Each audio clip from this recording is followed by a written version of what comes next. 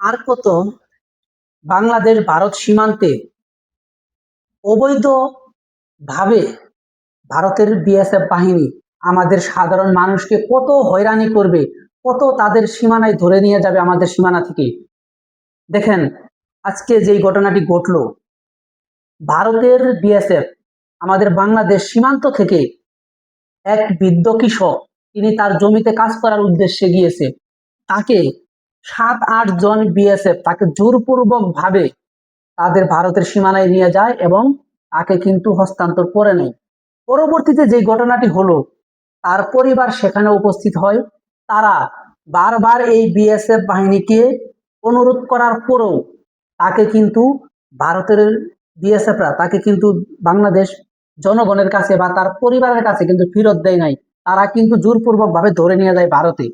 তো দেখেন, এই যখন অবস্থা ভারত সীমান্তে, বারবার আমাদের বাংলাদেশের জনগণকে যখন তারা বারবার জোরপূর্বক ভাবে ধরে নিয়ে যাচ্ছে, এখন আমাদের করণীয় কি? তখনই আমাদের বাংলাদেশের জনগণ কি করলো?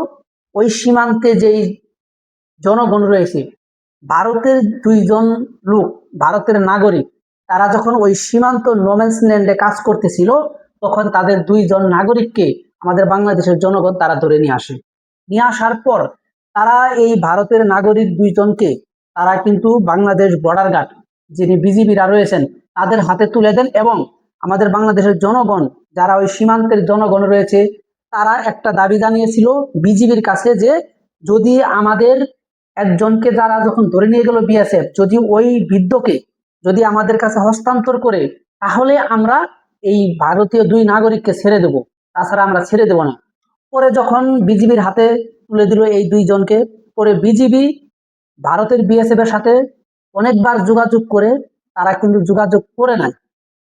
তো লাস্ট পর্যায়ে যখন বারবার যোগাযোগ করার চেষ্টা ব্যর্থ হয়, তখন ওরা যখন জানতে পারলো ওদের ভারতের 2 জন নাগরিককে আমাদের বাংলাদেশের জনগণ ধরে নিয়ে আসছে, তখন কিন্তু পুনরায় ভারতের বিএসএফ বাংলাদেশের বিজিবির সাথে, বাংলাদেশের যে বর্ডার গার্ড বিজিবি রয়েছে তাদের সাথে কিন্তু তারা পুনরায় কিন্তু আবার যোগাযোগ শুরু করে।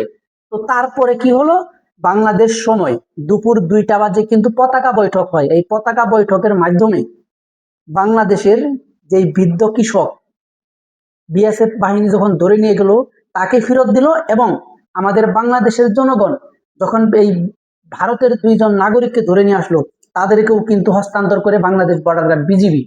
তো এখন আমাদের নিরাপত্তা কি?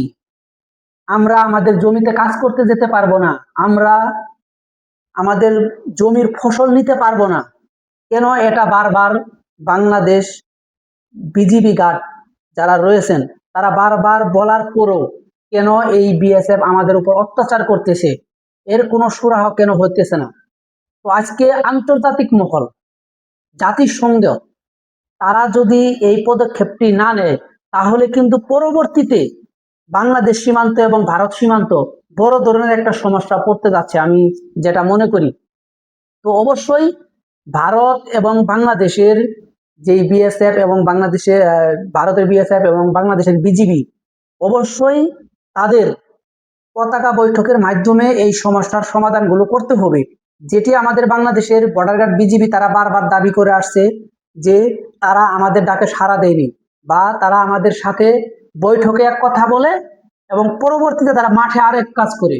তারা বৈঠকে চুক্তি করে যে আমরা এই অবৈধভাবে বাংলাদেশের জনগণকে হয়রানি করব না, বা বাংলাদেশে কোনো হত্যাকাণ্ড করবে না। এই যে এই প্রতিশ্রুতিগুলো যখন তারা করে, পরবর্তীতে দেখা গেল মাঠ পর্যায়ে কিন্তু অন্যরকম পরিস্থিতি।